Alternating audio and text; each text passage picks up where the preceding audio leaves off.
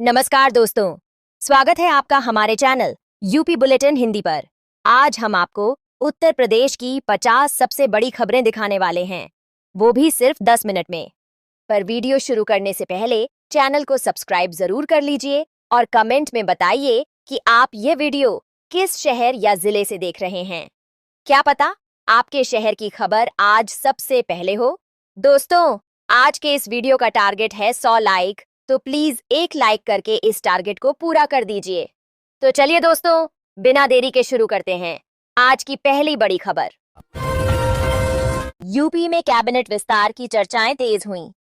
तीसरे deputy CM की संभावना को लेकर राजनीतिक गलियारों में हलचल बनी हुई है। मुख्यमंत्री योगी आज अहम बैठक करेंगे। सभी मंत्रियों और वरिष्ठ अधिकारियों को तय समय से पहले पहुंचने के निर्देश दिए गए हैं। पूर्वांचल के कारोबारियों पर आयकर विभाग की छापेमारी जारी। कर चोरी और संदिग्ध लेन देन से जुड़े दस्तावेज खंगाले जा रहे हैं। भाजपा ने पंकज चौधरी को उत्तर प्रदेश का प्रदेश अध्यक्ष बनाया। संगठन को मजबूत करने की दिशा में इसे बड़ा राजनीतिक कदम माना जा रहा है। लखनऊ में भाजपा प्रदेश अध्यक्ष की औपचारिक घोषणा हुई। कार्यक्रम में वरिष्ठ नेताओं और बड़ी संख्या में कार्यकर्ताओं की मौजूदगी रही। उत्तर प्रदेश विधानसभा का शीतकालीन सत्र 16 दिसंबर से शुरू होगा। विपक्ष सरकार को कई अहम मुद्दों पर घेरने की तैयारी में है। कांग्रेस 18 दिसंबर को विधानसभा घेराव का ऐलान कर सकती है। महंगाई और बेरोजगारी को मुख्य मुद्दा बनाए जाने की संभावना है। झांसी में ठंड और अंधेरे के कारण बाइक हादसा हुआ। दुर्घटना में 2 लोगों की मौत और एक व्यक्ति गंभीर रूप से घायल हुआ। कानपुर में होमवर्क न करने पर नाबालिग छात्र ने आत्महत्या कर ली। घटना ने बच्चों पर बढ़ते मानसिक दबाव को उजागर किया है। गोरखपुर और मेरठ समेत कई जिलों में एएनटीएफ की बड़ी कार्रवाई।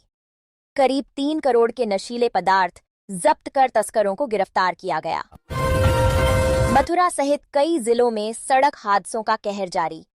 एक ही दिन में 25 लोगों की मौत और 100 से अधिक घायल हुए। संभल में युवक ने अपनी मां और 4 बहनों की हत्या कर दी।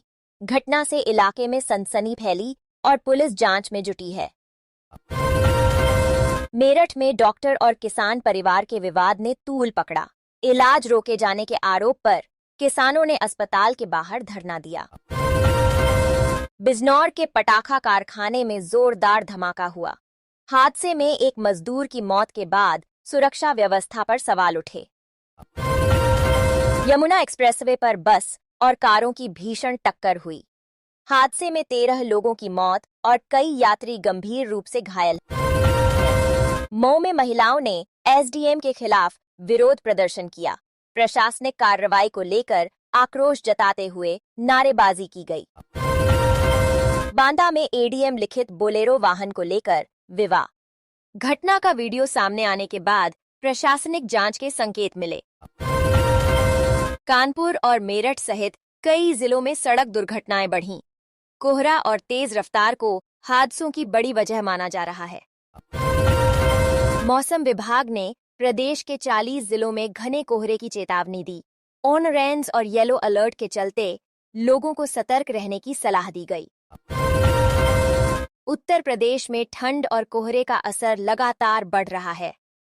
सुबह और रात के समय दृश्यता बेहद कम दर्ज की जा रही है। नोएडा और गाजियाबाद में वायु गुणवत्ता बेहद खराब बनी हुई है। प्रदूषण से बच्चों, बुजुर्गों और मरीजों की परेशानी बढ़ रही है। कोहरे के कारण रेल और सड़क यातायात प्रभावित हो रहा है। कई ट्रेनों के देरी से चलने और जाम की स्थिति बनी हुई है। प्रदेश में हाई स्पीड ट्रांसपोर्ट कॉरिडोर योजना पर काम तेज। शहरों के बीच तेज और सुरक्षित यात्रा का लक्ष्य तय किया गया है। कानपुर मेट्रो के 5 स्टेशनों पर एस्केलेटर लगाए जाएंगे। इससे यात्रियों को आवागमन में अतिरिक्त सुविधा मिलने की उम्मीद है। वाराणसी में संत रविदास जन्मस्थल पर आधुनिक म्यूजियम बनेगा। परियोजना से धार्मिक पर्यटन और स्थानीय विकास को बढ़ावा मिलेगा। उत्तर प्रदेश में उन्नत खेती तकनीक तेजी से अपनाई जा रही है। कृषि नवाचार से किसानों की आय बढ़ने की उम्मीद जताई जा रही है। मुख्यमंत्री योगी आदित्यनाथ ने सभी किसानों को समय पर खाद, बीज और सिंचाई सुविधा देने के सख्त निर्देश दिए हैं। लापरवाही मिलने पर अधिकारियों के खिलाफ कड़ी कार्रवाई तय की गई है। प्रधानमंत्री किसान सम्मान निधि की अगली किस्त को लेकर अहम अपडेट सामने आया है। अब आधार ई-केवाईसी अनिवार्य होगी। बिना ई-केवाईसी किसानों को भुगतान नहीं मिलेगा। फसल बीमा योजना के तहत किसानों को राहत देने के निर्देश जारी किए गए हैं। नुकसान के सर्वे और मुआवजा भुगतान की प्रक्रिया को तेज किया जाएगा। ग्रामीण युवाओं के लिए रोजगार को लेकर सरकार की बड़ी तैयारी है। प्रदेश भर में नए रोजगार मेले और अप्रेंटिसशिप कार्यक्रम शुरू किए जाएंगे। मुख्यमंत्री ने साफ कहा है कि हर जिले में स्थानीय युवाओं को रोजगार में प्राथमिकता दी जाएगी। इससे पलायन रुकेगा और स्थानीय स्तर पर विकास को गति मिलेगी। आधार कार्ड अपडेट कराने वालों के लिए जरूरी खबर है। नाम, पता और मोबाइल नंबर अपडेट करने की अंतिम तारीख नजदीक है। राशन कार्ड को लेकर सरकार सख्त हो गई है।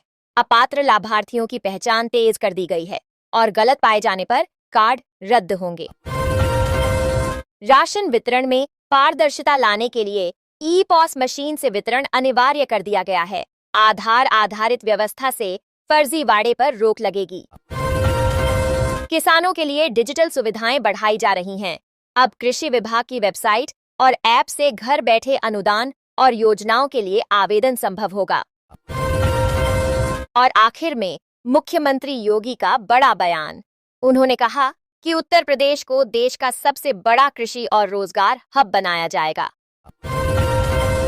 यूपी में बिजली कनेक्शन को लेकर बड़ी राहत।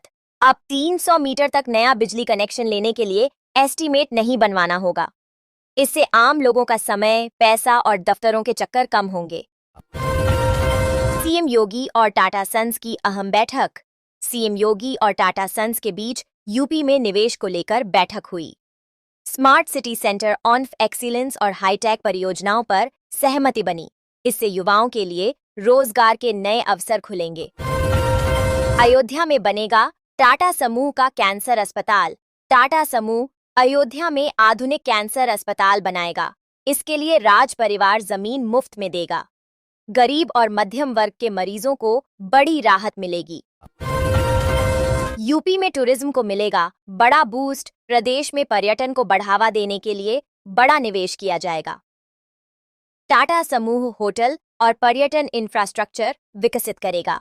इससे स्थानीय रोजगार बढ़ेगा और अर्थव्यवस्था मजबूत होगी।